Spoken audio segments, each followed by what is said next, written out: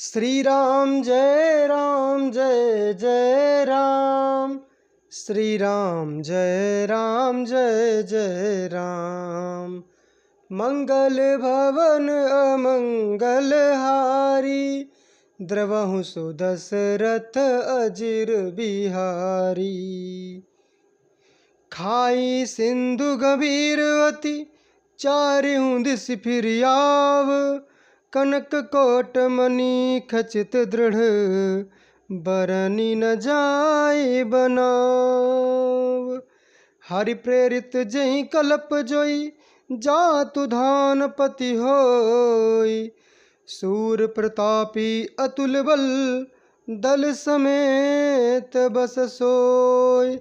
श्री राम जय जय राम। श्री राम जय जय राम। मित्रों, अभी तक हमने वहाँ तक कथा सुनी जहाँ तक रावण और विभीषण का अवतार हो जाता है, अर्थात राजा प्रताप भानु और उनके भाई और उनके जो मंत्री हैं। तो राजा प्रताप भानु रावण बनता है और जो उनके मंत्री धर्मरुचि हैं वो विभीषण बनते हैं, और राजा प्रताप भानु का जो भाई है अरिमर्दन, वो रावण का भाई कुंभकर्ण बनता है। तो अब उसके आगे की कथा सुनते हैं। यहाँ पर लंकापुरी का वर्णन हो रहा है। तो जो लंकापुरी नगरी है वो चारों ओर से समुद्र की अत्यंत गहरी खाई घेरे हुए है। उस दुर्ग के मड़ियों से जड़ा हुआ सोने का मजबूत परकोटा है, जिसकी कारीगरी का वर्णन नहीं किया जा सकता। भगवान की प्रेरणा से जिस कल्प में जो राक्षसों का राजा रावण होता है, वही शूर प्रतापी अति बलवान अपनी सेना सहित उस पुरी में बसता है। अर्थात भगवान तो वही रहते हैं, पर हर कल्प में रावण बदल जाता है। किसी कल्प में जय विजय रावण और कुंभकर्ण बनते हैं, किसी कल्प में जालंधर रावण बनता है, और किसी कल्प में शिव जी के गढ़ रावण और कुंभकर्ण बनते हैं, और इस कल्प में राजा प्रताप भानु रावण और उसका भाई अरिमर्दन कुंभकर्ण और राजा प्रताप भानु का जो मंत्री है धर्मरुचि, वो विभीषण बना था। आइए अब आगे की कथा सुनते हैं। रहे तहाँ निशिचर भट भारे, ते सब सुरन समर संघारे। अब तहाँ रही शक्र के प्रेरे, रक्षक कोटि जक्षपति के रे।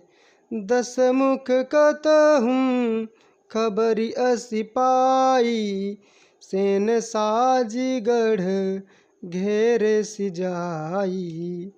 देखी विकट भट बड़ी कटकाई, जक्ष जीव लय गए पराई। फिर सब नगर दशानन देखा, गयउ सोच सुख भयउ बिसेखा। सुंदर सहज अगम अनुमानी, कीन्ही तहाँ रावण रजधानी। पहले उस लंकापुरी में बड़े बड़े योद्धा राक्षस रहते थे। देवताओं ने उन सबको युद्ध में मार डाला। अब इंद्र की प्रेरणा से वहाँ कुबेर के 1 करोड़ लोग यक्ष लोग रहते हैं। रावण को कहीं ऐसी खबर मिली, तब उसने सेना सजाकर किले को जा घेरा। उस बड़े विकट योद्धा और उसकी बड़ी सेना को देखकर यक्ष अपने प्राण लेकर भाग गए। तब रावण ने घूम फिरकर सारा नगर देखा। उसकी इस स्थान संबंधी चिंता मिट गई और उसे बहुत ही सुख हुआ। उस पुरी को स्वाभाविक ही सुंदर और दुर्गम अनुमान करके रावण ने वहाँ अपनी राजधानी कायम कर ली। जेहि जस जोग भांति ग्रह दीन है, सुखी सकल रजनीचर कीन है। एक बार कुबेर पर धावा, पुष्पक जान जीति ले आवा। श्री राम जय जय राम। श्री राम जय राम, जय जय राम। योग्यता के अनुसार घरों को बांटकर रावण ने सब राक्षसों को सुखी किया। एक बार वह कुबेर पर चढ़ दौड़ा और उसके पुष्पक विमान को जीत कर ले आया। कौतुक ही कैलास पुनि लीन सिजाई उठाए, मनहु तौल निज बाहुबल, चला बहुत सुख पाए। फिर उसने जाकर एक बार खिलवाड़ ही में कैलाश पर्वत को उठा लिया और मानो अपनी भुजाओं का बल तौलकर बहुत सुख पाकर वह वहाँ से चला आया। सुख संपत्ति सुत सेन सहाई, जय प्रताप बल बुद्धि बढ़ाई, नित नूतन सब बाढ़त जाई, जिमि प्रति लाभ लोभ अधिकाई। अति बल कुंभकर्ण अस भ्राता, जहि कहूँ नहीं प्रतिभट जग जाता, करे पान सोवै 60 मासा, जागत होई तिहु पुर त्रासा। श्री राम जय राम, जय जय राम। श्री राम जय राम, जय जय राम। सुख संपत्ति पुत्र सेना सहायक जय प्रताप बल बुद्धि और बड़ाई, ये सब उसके नित्य वैसे ही बढ़ते जाते थे जैसे प्रत्येक लाभ पर लोभ बढ़ता है।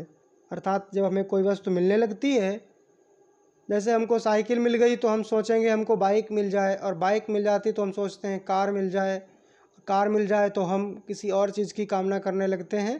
तो इस तरह से जैसे जैसे लाभ होता जाता है वैसे कामनाएं बढ़ती जाती हैं। ठीक उसी प्रकार से रावण की यश कीर्ति और ये सब चीज़ें जो यहाँ पर वर्णन है, ये सब चीज़ें बढ़ती जा रही थी।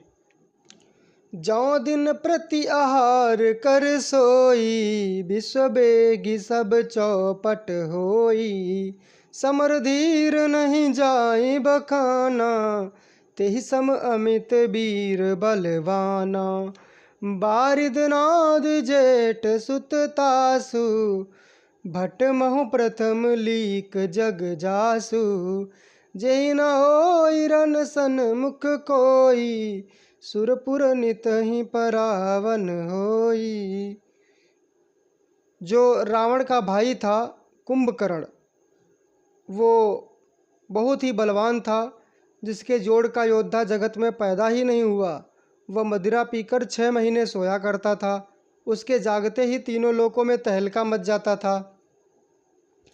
अगर वह प्रतिदिन भोजन करता तब तो संपूर्ण विश्व शीघ्र ही खाली हो जाता। रणधीर ऐसा था कि जिसका वर्णन नहीं किया जा सकता। लंका में उसके ऐसे असंख्य बलवान वीर थे। अब सोचिए, कुंभकर्ण के जैसे असंख्य बलवान लंका में थे तो रावण को अहंकार क्यों नहीं होता। आजकल तो लोग थोड़ा सा भी अगर धन पा जाते हैं या थोड़ा सा भी यश पा जाते हैं तो उनको अहंकार आ जाता है। तो रावण के पास तो सब कुछ था, जिसने सब देवताओं को जीत लिया था, सभी राक्षस उसके अधिकार में थे, तो फिर रावण को अहंकार क्यों नहीं होता। मेघनाद रावण का बड़ा पुत्र था, जिसका जगत के योद्धाओं में पहला नंबर था। रण में कोई भी उसका सामना नहीं कर सकता था। स्वर्ग में तो उसके भय से नित्य भगदड़ मची रहती थी। कुमुख अकंपन कुल सरद, धूम केतु अतिकाय, एक एक जग जीत सक ऐसे सुभट निकाय। इसके अतिरिक्त दुर्मुख अकंपन वज्रदंत धूमकेतु अतिकाय ऐसे अनेक योद्धा थे जो अकेले ही सारे जगत को जीत सकते थे। तो फिर रावण को अहंकार क्यों नहीं होता।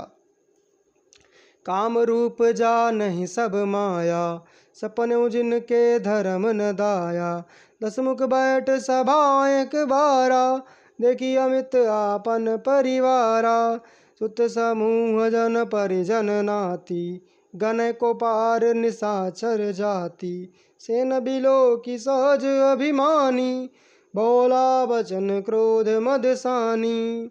सभी राक्षस मनमाना रूप बना सकते थे और आसुरी माया जानते थे। उनके दया धर्म स्वप्न में भी नहीं था, अर्थात वो किसी पर दया नहीं कर सकते। एक बार सभा में बैठे हुए रावण अपने अगणित परिवार को देखा। पुत्र पौत्र कुटुंबी और सेवक ढेर के ढेर थे, अर्थात बहुत से थे। राक्षसों की जातियां तो गिन ही कौन सकता था। अपनी सेना को देखकर स्वभाव से ही अभिमानी रावण क्रोध और गर्व में सनी हुई वाणी से बोला। रावण क्रोध में और अहंकार में क्या बोला? सुनहु सकल रजनीचर जूथा, हमरे बैरी विविध बरूथा।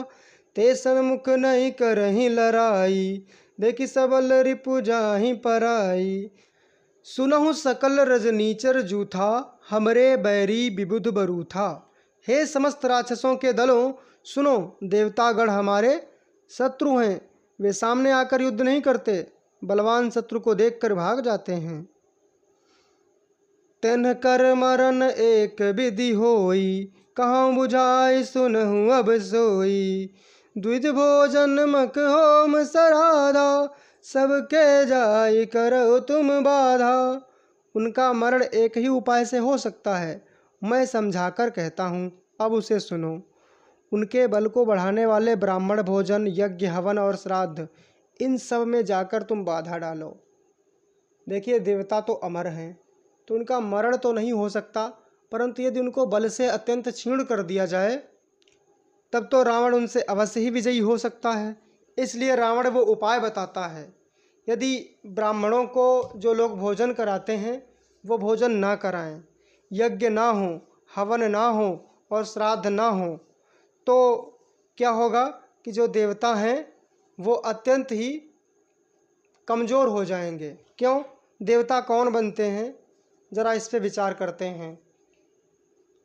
जो भी व्यक्ति इस भूमि पर जन्म लेता है वो यदि पुण्य करता है तो जितने समय तक उसके पुण्य रहते हैं वो उन पुण्यों को भोगने के लिए देवता बनकर देवलोक में जाता है, और यदि वो पाप करता है तो पाप भोगने के लिए नरक लोक में जाता है।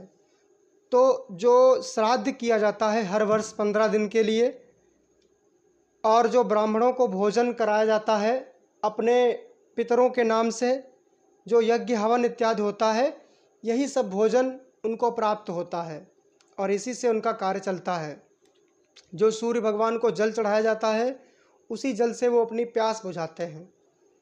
जो अग्नि में हवन सामग्री अर्पित की जाती है वो सब उन तक पहुंचती है। तो यदि इन सब में बाधा पड़ी तो जो देवता हैं वो कमज़ोर हो जाएंगे, फिर रावण उन पर विजय पा सकता है। क्षुधा छीन बलहीन सुर, सहज ही मिली हैं आए। तब मरी हूँ कि छाड़ी हूँ, भली भांति अपनाए। भूख से दुर्बल और बलहीन होकर देवता सहज ही में आवे लेंगे, तब उनको मैं मार डालूंगा, अथवा भली भांति अपने अधीन करके पराधीन करके छोड़ दूंगा। अर्थात मैं जैसा कहूँगा वैसा करेंगे तब तो उनको छोड़ दूंगा, अन्यथा वो हार ही जाएंगे मुझसे। मेघनाद कहूँ पुनिह करावा, दी की सिख बलु बयरु बढ़ावा। जय सुर समर धीर बलवाना, जिनके लरिबे कर अभिमाना। तिन्ह जीति रन आने सुबांधी, उठि सुत पितु अनुशासन कांधी। ए विधि सब ही आज्ञाधीनी, आपुन चलो गदा कर लीनी। चलत दसानन डोलती अवनी, गरजत गर्भ स्रवहि सुर रवनी। रावण आवत सुनेहु सघोहा, देवन तके मेरु गिरि खोहा। फिर उसने मेघनाद को बुलवाया और शिखा पढ़ाकर उसके बल और देवताओं के प्रति वैर भाव की उत्तेजना दी, अर्थात देवताओं से उसका वैर हो जाए, देवताओं के प्रति उसके मन में क्रोध उत्पन्न हो जाए। इस तरह से उसको पढ़ाया और फिर कहा, हे पुत्र, जो देवता रण में धीर और बलवान हैं और जिन्हें लड़ने का अभिमान है, उन्हें युद्ध में जीतकर बांध लाना। बेटे ने उठकर पिता की आज्ञा को शिरोधार्य किया। इसी तरह उसने सबको आज्ञा दी और आप भी हाथ में गदा लेकर चल दिया देवताओं पर विजय पाने के लिए। चलत दसानन डोलति अवनी, गरजत गर्भ स्रवहि सुर रवनी। रावण के चलने से पृथ्वी डगमगाने लगी और उसकी गर्जना से देवमणियों के गर्भ गिरने लगे। रावण आवत सुनेहु सकोहा, देवन तके मेरु गिरि खोहा। रावण को क्रोध सहित, सकोहा अर्थात कोह, क्रोध के सहित आते हुए सुनकर देवताओं ने सुमेर पर्वत की मेरु गिरी खोहा, मेरु अर्थात सुमेरु, गिरी अर्थात पर्वत, खोहा अर्थात गुफा। तो देखिए, खोहा एक विशेष प्रकार की गुफा होती है, खोह जिसको बोलते हैं, और वो गुफा ऐसी होती है जिसका मुंह बहुत ही छोटा होता है और उसके अंदर स्पेस होता है ज़्यादा। जैसे मटकी होती है, मटकी का या घड़े का जो मुंह होता है वो छोटा होता है और उसके अंदर स्पेस ज़्यादा होता है। कुछ इसी तरह से ऐसी गुफाएं होती हैं जिनका दरवाज़ा बहुत ही छोटा होता है और उनके अंदर स्पेस होता है। तो ऐसी जगह पर देवता छिप कर बैठ गए। क्यों? क्योंकि उनको पता है, देवताओं को कहीं और भी छिप सकते थे, लेकिन देवताओं को ये पता है कि रावण को अगर उसमें घुसना होगा तो वो सिर झुकाकर घुसेगा तभी घुस पाएगा, और रावण है अभिमानी, वो अपना सिर झुका नहीं सकता। इसलिए ऐसी ही गुफाओं में, खोहों में जाकर छिप गए। कौन? देवता। दिक्पालक के लोक सुहाए, दिक्पालन के लोक सुहाए, सूने सकल दसानन पाए, पुनि पुनि सिंह नाद करी भारी, देई देवतन गारी पचारी, रणमद मत फिरई जग धावा, प्रतिबट खोजत कतहु न पावा, रवि शशि पवन वरुण धन धारी, अग्नि काल जम सब अधिकारी। दिक्पालों के सारे सुंदर लोकों को रावण ने सूना पाया। वह बार बार भारी सिंह गर्जना करके देवताओं को ललकार ललकार कर गालियां देता था। रण के मद में मतवाला होकर वह अपनी जोड़ी का योद्धा खोजता हुआ जगत भर में दौड़ता फिरा, परंतु उसे ऐसा कोई योद्धा नहीं मिला जो उससे युद्ध करने लायक हो। सूर्य, चंद्रमा, वायु, वरुण, कुबेर, अग्नि, काल और यम आदि सब अधिकारी, किन्नर सिंध मनुज सुर नागा, हटि सब ही के पंथ निलागा, ब्रह्म सृष्टि जहाँ लगी तनुधारी, दस मुख बस भरती नर नारी।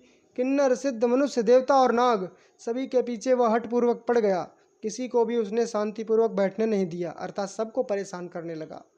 ब्रह्मा जी की सृष्टि में जहाँ तक शरीरधारी स्त्री पुरुष थे, सभी रावण के अधीन हो गए। सबको रावण की बात माननी पड़ रही थी। आयसु करहि सकल भय भीता, न वहीं आए नित चरण विनीता। डर के मारे सभी उसकी आज्ञा का पालन करते थे और नित्य आकर नम्रतापूर्वक उसके चरणों में सिर नवाते थे। मित्रों, आगे की कथा अगले वीडियो में। तब तक के लिए जय जय श्री सीताराम, जय जय श्री राधेश्याम, नमो पार्वती पतये, हर हर महादेव।